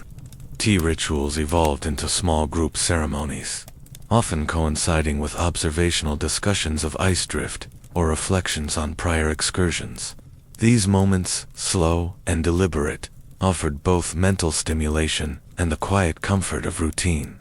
Shackleton also encouraged mental exercises to anticipate unexpected events. Crew members imagined scenarios, sudden ice fractures, strong winds, or the collapse of nearby floes. They planned responses in painstaking detail, not out of fear, but as a form of disciplined preparation. Discussions included contingency routes, methods for redistributing supplies in emergencies, and strategies for moving the ship if partial release from ice became possible. These exercises required focus and imagination, quietly sharpening cognitive resilience in a world defined by monotony and constraint. Small innovations in mobility were tested further. Improvised sleds were optimized for uneven ice, ropes reinforced with spare canvas were deployed to anchor gear, and methods for sliding supplies along snowdrifts were refined. Men experimented with modular packing, allowing for rapid rearrangement depending on ice conditions. Every minor improvement, though seemingly insignificant, contributed to the larger goal, increasing readiness for the unpredictable moment when mobility became possible. The psychological dynamics of the crew subtly shifted as well. Men began to practice quiet observation of one another, noting signs of fatigue, frustration, or subtle shifts in morale. Shackleton emphasized early intervention, a brief conversation, assistance with a task, or shared reflection on progress could prevent minor irritations from escalating. These careful social adjustments were as important as any physical preparation. Cohesion, after all, would be as critical as skill once the ice released its grip. The crew's understanding of ice mechanics deepened, observing how the ship shifted under different pressure patterns, tracking the formation of ice ridges, and noting the effects of wind and temperature fluctuations all contributed to a slow, methodical accumulation of practical knowledge. Even small details, a fractionally weaker section of ice near a ridge, or a patch of snow that compressed differently, could influence the timing and method of potential movement. Knowledge, patience, and attention became intertwined with endurance itself. While much of life remained slow and repetitive, subtle lessons emerged from the interaction with the natural environment. Penguins' cautious approaches to water openings, the rhythmic breathing patterns of seals, and the gradual melting of ice edges became a form of instruction. The men learned to read these cues without expectation, absorbing information that could one day guide decision-making during excursions or ship movement. Every observation, every small note in a journal, and every recorded measurement strengthened the crew's silent preparation. The passage of time also became an object of subtle contemplation, without conventional markers. Men tracked days and weeks through minor rituals. The number of stove firings, the cycles of rations, the progress of snow accumulation on decks, or even the pattern of frost on windows. These micromeasures of time offered both orientation and continuity, allowing the mind to impose structure in an otherwise timeless frozen expanse. In a place where days felt endless and monotony pressed, these rituals became anchors for both thought and morale. As Section 2 drew toward its natural transition, the men began to anticipate the first signs of ice release. The edges of nearby floes shifted, cracks widened imperceptibly, and subtle changes in snow texture hinted at thawing pressure. Each observation was recorded, discussed, and incorporated into tentative plans for eventual movement. Yet the crew understood that, despite meticulous preparation, the Antarctic remained a realm governed by unpredictability. Success would depend on timing, patience, and the careful application of knowledge accumulated over months of quiet endurance. And so, the unresolved question persisted as the Endurance drifted slowly in its icy prison. When the ice would finally yield, would the combination of careful observation, small innovations, disciplined routine, and psychological resilience be enough to navigate the vast frozen labyrinth safely, or would unforeseen forces test their endurance in ways they could not yet imagine? As the Antarctic sun lingered longer above the horizon, subtle shifts in the ice demanded ever greater vigilance. Shackleton encouraged the men to map not only the immediate vicinity of the Endurance, but also the surrounding expanse, noting the patterns of pressure ridges, cracks, and narrow channels that might eventually allow movement. Each day, small observation teams were sent to monitor these changes, walking cautiously across frozen surfaces, testing the stability of snow and ice, and recording minute details that could make the difference between safe passage and disaster. The crew's hunting techniques had now become almost ritualistic in their precision. They measured the distance to penguin colonies, noted the consistency of ice flows beneath their feet, and timed their movements according to subtle changes in wind and sun exposure. Even the simplest act of approaching a seal required calculated steps, testing ice, distributing weight, and maintaining quiet coordination. Success was measured not by speed or triumph, but by careful execution and the quiet accumulation of fresh rations. In addition to physical preparedness, men practiced mental compartmentalization, learning to manage stress, boredom, and the anxiety of uncertainty. Journals and sketches became outlets, offering both distraction and insight. Some men maintained weather logs, noting not only temperature and wind, but patterns in cloud formation, snowfall, and the behavior of distant icebergs.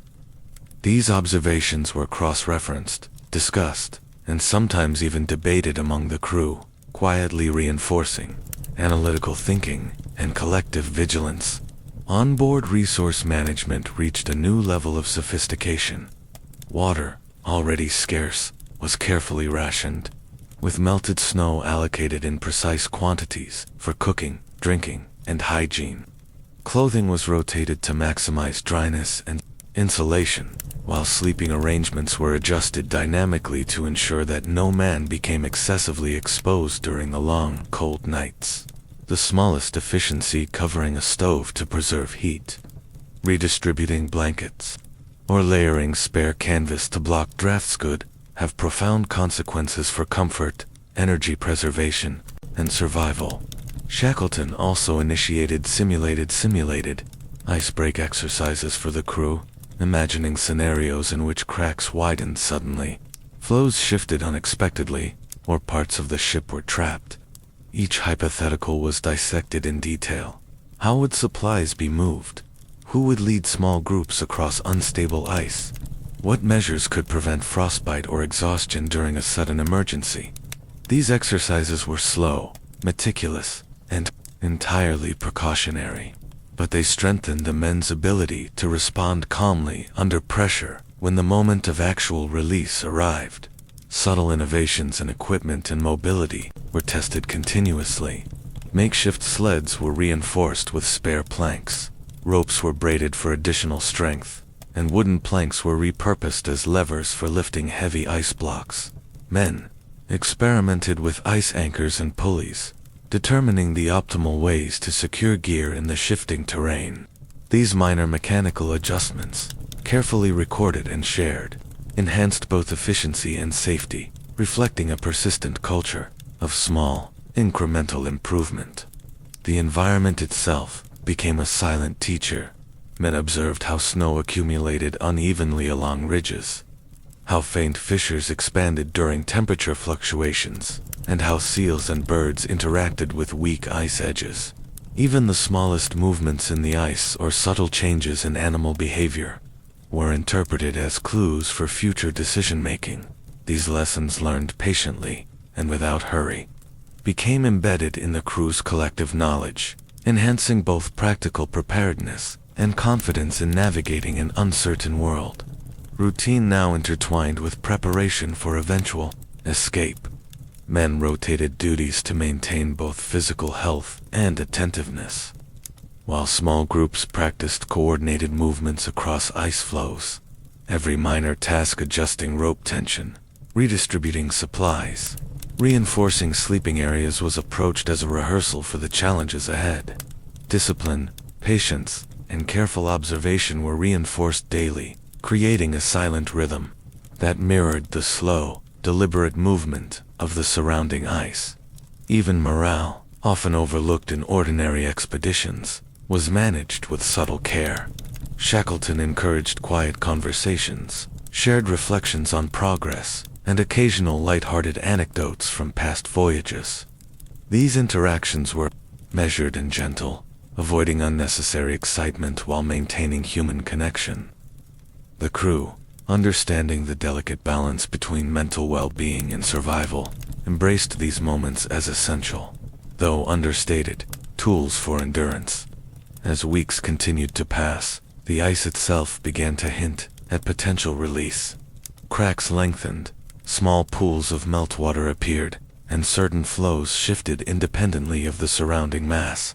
Observations were carefully recorded, discussed, and cross-referenced against prior knowledge. Each subtle change represented a possible opportunity or risk requiring slow, deliberate analysis before any action could be taken. By the close of Section 2, it was clear that the crew's survival depended not on heroic acts, but on the accumulated results of months of patient observation, careful planning, and disciplined endurance. Every minor innovation, every recorded observation, every quiet act of cooperation contributed to a readiness that might one day allow them to navigate the frozen labyrinth safely. Yet, the uncertainty of the ice remained absolute, and so, the unresolved thought that lingered as Section 2 concluded was this: when the frozen grip of the Weddell Sea finally began to loosen, would the quiet, patient strategies meticulously developed over months be enough to carry the Endurance and her crew safely toward open water? Or would nature demand a test of endurance far beyond anything they could yet imagine? As the Antarctic spring advanced, the frozen grip of the Weddell Sea began to show its first subtle signs of weakening. Cracks lengthened and widened, pressure ridges creaked with increasing frequency, and distant flows drifted apart, hinting at the possibility of mobility. Shackleton and his officers monitored these changes closely, carefully noting which channels might permit safe passage and which areas remained perilous. Each observation was slow, deliberate, and quietly shared with the men, reinforcing both caution and anticipation. Preparation for movement became a matter of both physical readiness and careful coordination.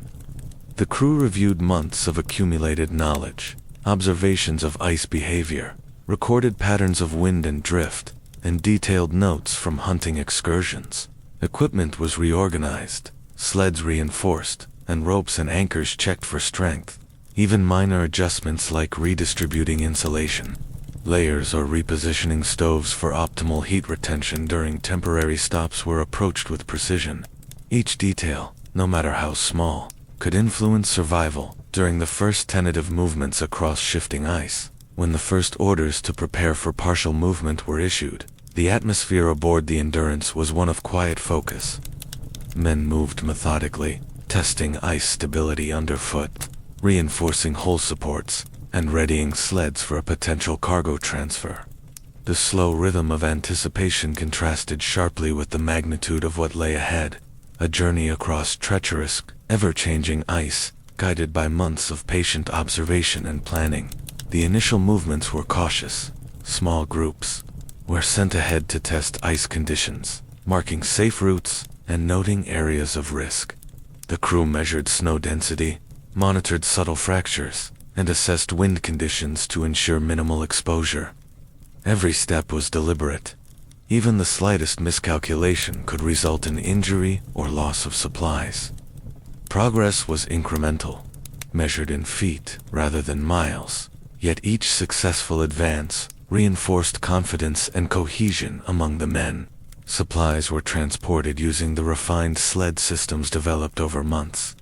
Gear was carefully balanced and secured, with ropes braided and anchored to prevent slippage on uneven ice. Men worked in coordinated teams, silently signaling adjustments and providing steady guidance.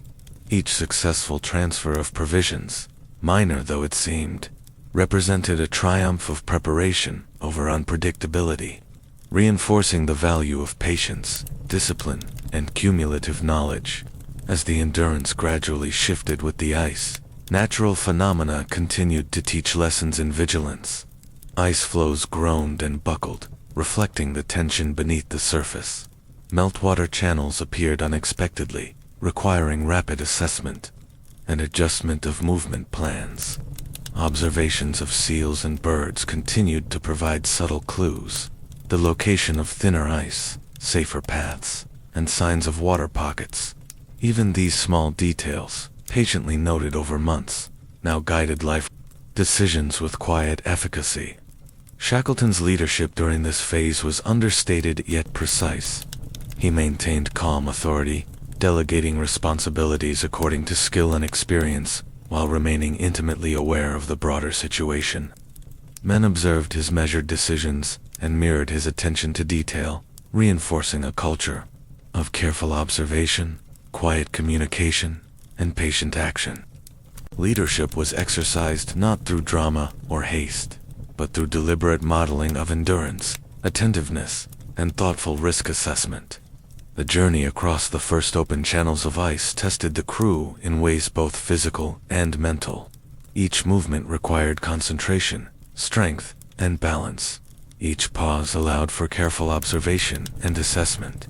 Men learned to anticipate shifting ice ridges, redistribute weight during crossings, and assist one another over unstable terrain. Even the cold, omnipresent and relentless, was managed through layers of clothing, careful pacing, and the subtle use of shared body heat during brief rests. Hunting continued, not for abundance, but for necessity. Fresh meat supplemented rationed provisions, while providing an opportunity to remain physically active and mentally alert. Each excursion was meticulously planned, considering ice stability, wind direction, and distance from the ship. Success was measured in subtle gains, additional calories, morale reinforcement, and incremental knowledge of the surrounding terrain rather than dramatic feats or speed. Sleep and rest were still carefully managed. Men rotated near heat sources, coordinated sleeping arrangements to conserve warmth, and allowed brief periods of quiet reflection. Even short naps were approached with deliberate caution, ensuring that energy was preserved without exposure to frost or fatigue. The act of resting, once mundane, had become a carefully calibrated element of endurance, vital to sustaining both physical capability and mental focus. Gradually, the Endurance progressed through channels and over shifting ice. Each stage a calculated negotiation with the environment. Minor successes compounded. Safe passage across a ridge, a well-executed sled transport, the careful monitoring of a new fracture in the ice. Yet, for all the careful planning and cumulative knowledge, uncertainty remained absolute. Every creak of the hull, every unexpected drift of ice, and every shifting snow slab was a reminder that nature dictated the pace of survival. By the final weeks of movement, the crew had achieved a delicate balance between patience and action. They had become attuned to the rhythm of the ice, responsive to subtle environmental cues, and confident in the strategies painstakingly developed over months. Still, the ultimate test, the transition from ice to open water, loomed ahead. A challenge whose outcome remained unknowable, demanding the full measure of endurance, ingenuity, and collective resolve cultivated throughout the long winter. And so, Section 3 begins with this quiet, anticipatory thought, as the Endurance prepared to leave the frozen labyrinth behind. Would the careful preparation, patient observation, and collective resilience of the crew be enough to guide them safely toward open water? Or would the Antarctic demand one final test of endurance beyond all they had experienced? The first cautious moves toward open water were painstakingly slow. Men stepped carefully across fractured ice, testing each surface for stability before committing their weight. The Endurance itself creaked and groaned under the shifting pressure, each subtle sound a reminder of the fragility of their frozen prison. Shackleton, observing quietly, instructed the crew to advance incrementally, favoring safety over speed. Each foot of progress required patience, deliberate coordination, and constant vigilance. Sleds, now heavily reinforced from months of experimentation, were employed to carry supplies, gear, and occasionally exhausted men over uneven ridges. Ropes were threaded through ice anchors, creating tentative paths across unstable terrain. Every movement was slow, each adjustment carefully calculated. Even small slips were met with calm intervention, hands extended, weight redistributed, and gear shifted, preventing accidents, while reinforcing a culture of careful cooperation. Hunting trips continued, integrated into the broader strategy of movement. Penguins and seals were tracked not only for sustenance but for clues about ice stability and open water access. A seal resting near a fracture suggested a potential channel, while birds flying low across distant ice hinted at thinner patches or nearby water. These subtle signs, once idle observations, now guided the crew's navigation, transforming patience and attentiveness into tangible advantages. Physical fatigue accumulated, yet the crew's endurance strategies, honed over months, mitigated its effects. Men rested in shifts, rotating near the ship's remaining heat sources. Minimal exertion was balanced with careful nourishment and hydration. Sleep, still a carefully managed activity, provided small but vital recovery periods. Even minor lapses in energy could jeopardize progress across unstable ice, making routine, moderation, and attention as critical as skill or strength. The ice itself proved both obstacle and teacher. Sudden shifts forced minor rerouting, requiring rapid reassessment of sled paths and safe crossings. Pressure ridges buckled unexpectedly, creating temporary barricades, while thin sheets of ice threatened to give way under even the lightest load. Each challenge reinforced the lessons learned during months of patient observation. Slow, deliberate assessment, cautious experimentation, and unwavering attention to environmental detail were the keys to survival. Shackleton's leadership remained understated, yet essential.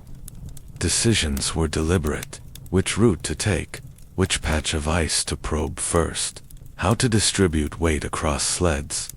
Crew members mirrored his measured approach, observing small shifts in ice, subtle changes in wind, and variations in temperature. Even minor adjustments in posture, timing, or load distribution were communicated silently through shared experience and subtle signals, creating a rhythm of coordinated movement born from months of careful practice. On board the Endurance, supplies dwindled but were carefully rationed to sustain the journey. Water was conserved through precise melting procedures, and the combination of preserved rations with fresh hunting catches provided just enough calories to maintain energy. Every action, how tea was brewed, how food was portioned, how clothing was layered, was deliberate, reflecting the accumulated wisdom of months of survival strategy. The journey progressed in stages. The first channel crossed, the next ridge negotiated, and minor pools of meltwater circumvented. Each step, though modest, represented a triumph of patience and preparation. The crew's familiarity with ice, mechanics, environmental observation, and collective coordination now allowed them to anticipate minor hazards and adjust movements accordingly. Even the smallest insights, how a snowdrift might support weight, or how ice shifted under wind, proved critical. Psychological resilience, honed in long weeks of monotony and minor successes, played a crucial role. Men continued quiet rituals, shared reflections on prior movements, observational discussions about the ice, and the slow, repetitive, but comforting routines of tending to gear. Each minor accomplishment, navigating a fissure, hauling a sled safely, spotting an open channel, reinforced confidence and strengthened the collective resolve to persist. As the Endurance approached broader stretches of ice with fewer constraints, the pace of progress accelerated slightly, though still measured. Subtle cracks widened into navigable channels, small flows drifted apart, and shallow meltwater patches revealed tentative openings. The men's observations guided these movements, a careful scan of distant ridges, a tentative probe with a sled, a measured redistribution of weight to prevent sudden shifts. Every incremental advance was both physical and mental, a test of endurance, coordination, and accumulated knowledge. Yet, uncertainty remained omnipresent. Even as hope increased, nature retained authority. Sudden gusts of wind, shifting ice blocks, and unanticipated fractures required immediate reassessment. The crew's success depended not on speed, but on the patient application of months of observation, incremental innovation, and disciplined routine. Survival remained a delicate balance between action and caution, insight and humility. And so, as Section 3 progressed, the central question lingered. As the Endurance finally approached the threshold of open water, would the cumulative wisdom, patience, and endurance of the crew be sufficient to navigate safely beyond the ice? Or would the Antarctic demand a final, unforeseen trial of resilience that no preparation could fully anticipate? As the ice around the Endurance continued to loosen, subtle patterns emerged that guided the crew's cautious advance. Channels that had once seemed impassable now revealed faint paths of thinner ice or shallow water, promising the possibility of mobility. Shackleton emphasized patience. Each step forward was deliberate, measured, and carefully coordinated, ensuring that no man or piece of equipment was exposed to unnecessary risk. The first coordinated movements involved small groups, scouting ahead, testing ice integrity, and identifying safe passages for sleds and equipment. Observations were shared quietly, recorded in journals, and discussed during short breaks near heat sources. Even the smallest insights, how a snow ridge responded to weight, the angle of an ice fracture, or subtle shifts in wind, were noted and integrated into ongoing decisions. Over time, these incremental observations coalesced into a practical understanding of the terrain, forming the basis for the next stages of movement. Sled transport became increasingly essential as the crew shifted heavier supplies. Each sled, meticulously balanced and reinforced, carried not only provisions but also tools, spare clothing, and materials for emergency repairs. Anchored ropes provided stability across treacherous patches, while teamwork ensured that no individual was left to struggle alone.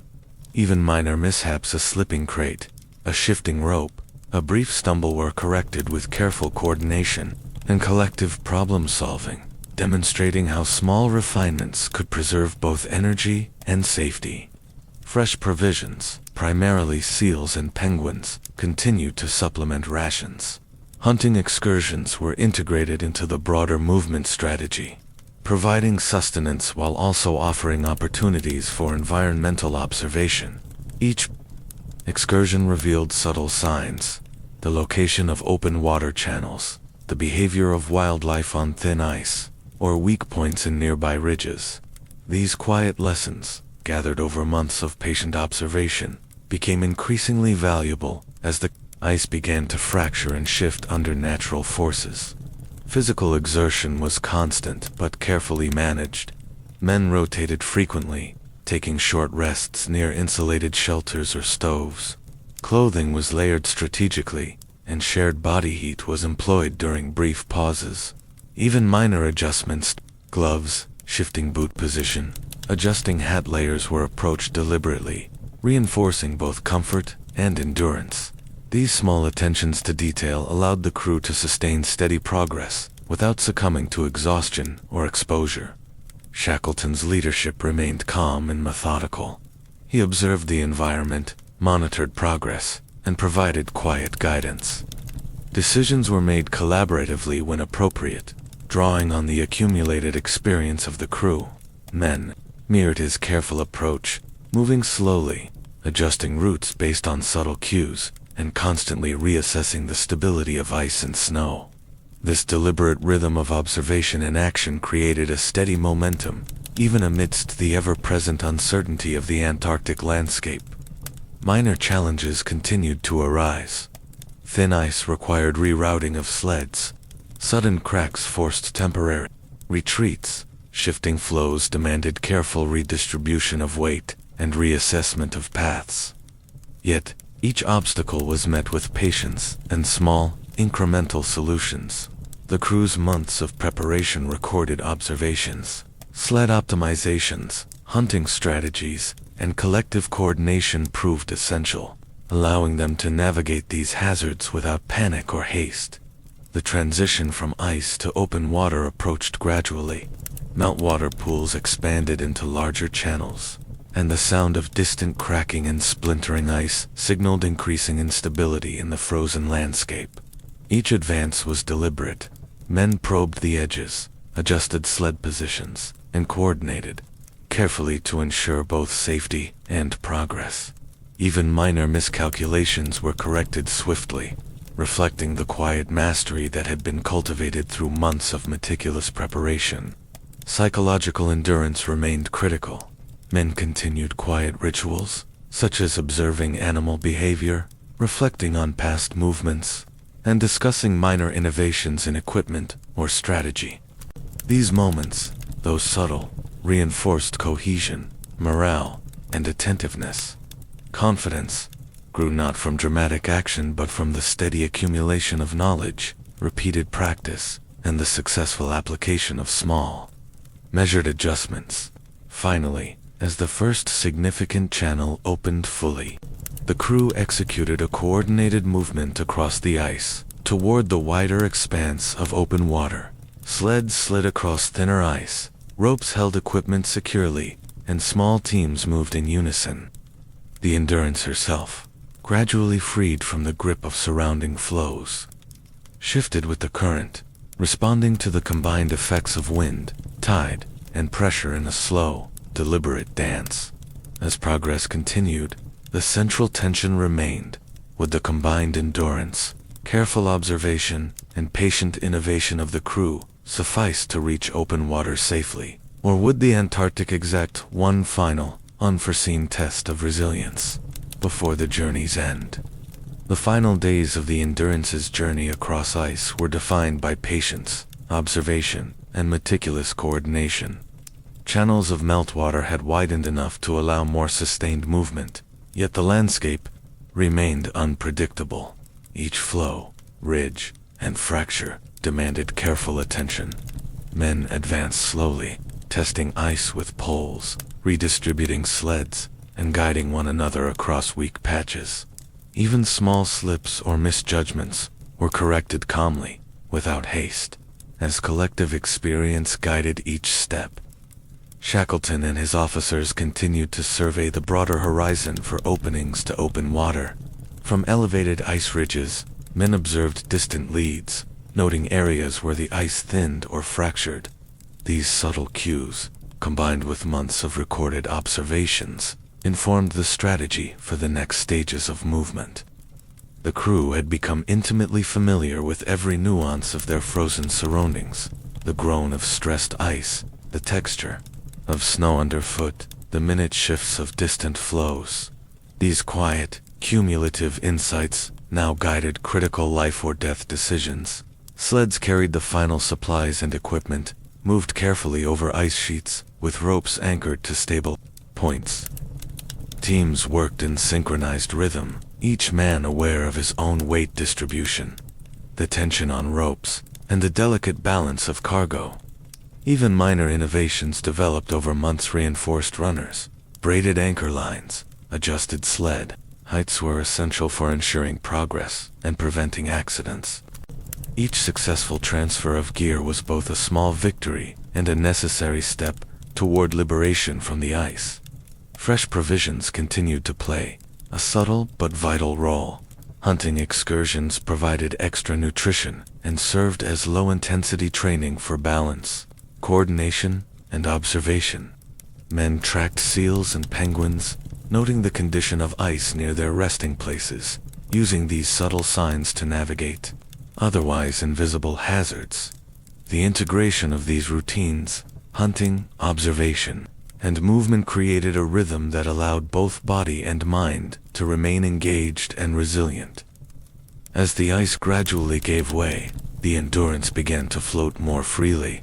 The ship shifted gently with the currents, responding to wind and tide, while still tethered cautiously to stable flows. Every movement required careful observation. The groaning of wood, the creaking of ice against the hull, and the subtle tilting of sleds all provided information about the surrounding environment. Men adjusted anchors, redistributed weight, and reinforced vulnerable points to ensure continued safety. The first glimpse of open water beyond the ice was met with quiet determination. No dramatic celebration erupted. Progress had always been measured, deliberate, and grounded in preparation. Men continued to advance in small, coordinated stages, testing ice thickness, repositioning sleds, and moving cautiously toward each successive opening. Patience remained the guiding principle, as even a small misstep could jeopardize weeks of preparation. Eventually, the crew reached channels deep enough to permit partial navigation by the Endurance. Icebergs and floating slabs required careful maneuvering. Yet months of accumulated knowledge allowed the ship to glide slowly, safely, and steadily toward open water. Every minor observation, the angle of a drifting floe, the behavior of waves under a thin ice edge, the subtle direction of wind was incorporated into navigation decisions. The men moved as a single, cohesive unit. Their coordination and careful attention to detail, ensuring progress despite the persistent unpredictability of the environment. Even in the final moments before full liberation, psychological endurance remained essential. Men observed one another for signs of fatigue, offered quiet guidance, and maintained subtle routines to preserve mental focus. Rituals of shared reflection, careful note-taking, and attentive observation sustained cohesion and calm. Confidence grew not from triumph, but from repeated, successful application of skills and knowledge honed over months of careful observation and incremental problem-solving. Finally, the Endurance slipped free from the last of the surrounding ice. Open water stretched before the ship, cold and expansive, but no longer impenetrable. Men paused to survey the horizon, reflecting quietly on the months of monotony, observation, preparation, and endurance that had brought them to this point. There was relief, certainly, but also a contemplative awareness of the quiet, cumulative effort that had made survival possible. The journey across ice and eventual escape into open water highlighted lessons not found in dramatic heroics, but in patient observation, incremental innovation, and disciplined endurance. Each minor adjustment, every careful calculation, and all the quiet rituals of survival had combined to carry the Endurance and her crew safely through a world of frozen uncertainty. One final thought lingered for reflection. In the vast, indifferent expanse of the Antarctic, survival was less a matter of dramatic action and more the quiet mastery of patience, observation, and resilience, qualities that, once cultivated, could carry humanity safely even through the harshest and most monotonous of environments.